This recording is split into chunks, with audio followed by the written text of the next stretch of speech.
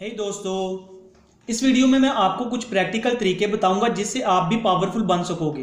Power से मेरा मतलब है आपकी लोगों और अपनी सराउंडिंग को इन्फ्लुएंस करने की एबिलिटी और मनचाही चीजें हासिल करने की खासियत, जिससे लोग आपकी रिस्पेक्ट करेंगे और कुछ तो शायद आपसे डरने भी लगेंगे।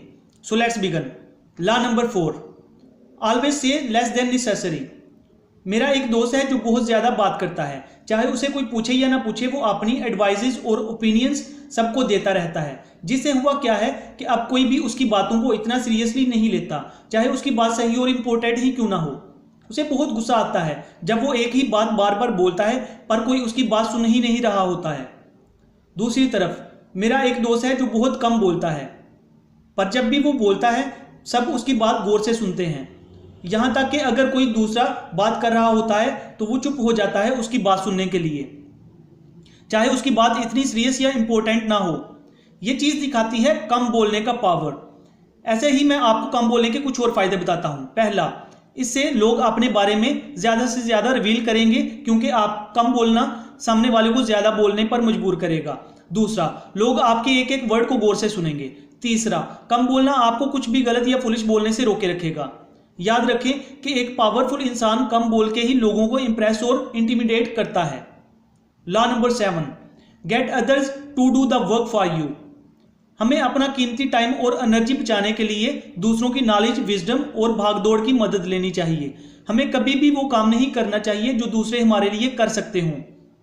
थॉमस एडिसन ने इस लॉ का यूज बड़े ही अच्छे तरीके से किया था। इसने सर्वियन साइंटिस्ट टेस्ला को काम पे रखा और बोला कि वो इसे $50,000 देगा इसकी इन्वेंशन डायनामोस को मॉडिफाई करने के लिए, जिसे आज हम जनरेटर्स कहते हैं। टेस्ला ने दिन रात मेहनत की और इसके लिए एक बेहतर वर्जन बनाया। एडिसन को पता था कि टेस्ला इसके लिए काफ़ी काम का इंसान है, इसलिए इसने $50,000 देने की बजाय इसकी सैलरी बढ़ा दी और फिर काम पे रख लिया। टेस्ला एक अच्छा एग्जाम्पल है जैसा हमें नहीं होना चाहिए। इसने बहुत से इन्वेंशंस किए, लेकिन इसको कभी भी इसके काम का क्रेडिट नहीं मिला। टेस्ला को इसके काम और मेहनत के लिए $12 मिलियन मिले होते, जबकि इसको बदले में सिर्फ $216,000 ही मिले, क्योंकि वो किसी और के लिए काम कर रहा था जिसका इसने बहुत ही फायदा उठाया। यहाँ हमें जो की सीखना है एडिसन से, वो ये है कि अपनी फील्ड के बेस्ट लोगों को हायर करके इनसे काम लेना चाहिए ताकि हमारे ड्रीम्स पूरे हो सकें। Law number 28, plan all the way to the end. एक बहुत ही इंपॉर्टेंट बात जो हमें पावरफुल या सक्सेसफुल बनने नहीं देती, वो ये है कि हम अपना एंड गोल डिसाइड नहीं करते कि आखिर एट द एंड हमें ज़िंदगी में करना क्या है। आई एम श्योर कि अगर आपके ड्रीम्स थोड़े भी बड़े होंगे तो आप ये नहीं बोलोगे कि 9 to 5 जॉब करना ही मेरा ड्रीम है। और सच बोलूँ तो मैं भी कुछ ऐसा ही था। जब भी मुझे कोई पूछता कि आगे चल के क्या करना है तो मैं कहता था अभी तो कॉलेज चल रहा है, बाद में सोचेंगे क्या करना है। नॉर्मली हम पाकिस्तानियों की लाइफ ऐसे ही गुजर जाती है। पहले बच्चा स्कूल जाता है, अच्छे मार्क्स आए तो साइंस, कम मार्क्स आए तो आर्ट्स। हमारे पाकिस्तानियों का ये गोल्डन रूल है जो ऑलमोस्ट सब फॉलो करते हैं। मैंने भी किया। अगर मैं एक मेंटोर से ना सीखता जो कि खुद एक इंजीनियर हैं, तो मैं भी आज जॉब तलाश कर रहा होता और पता नहीं कब तक मैं इसमें फंसा रहता किसी और के ड्रीम्स को पूरा करने के लिए। पर फॉर्चुनेटली मेंटोर से सीखते हुए और बुक्स पढ़ते पढ़ते आज मेरे पास एक स्पेसिफिक गोल है कि मैं ज़्यादा से ज़्यादा लोगों को इनके ड्रीम्स पूरे करने और सक्सेसफुल बनने के लिए मदद करूं।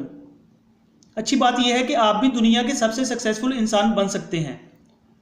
आपको कुछ और नहीं, बस उनके जैसा माइंडसेट और नॉलेज चाहिए जो मैं इस वीडियो के थ्रू आपसे शेयर कर रहा हूं।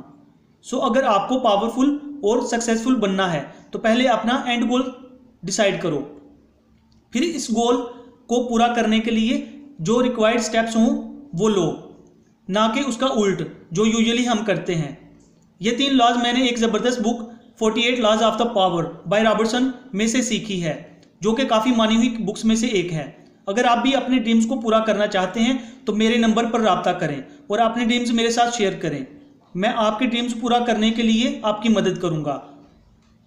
Thanks for watching.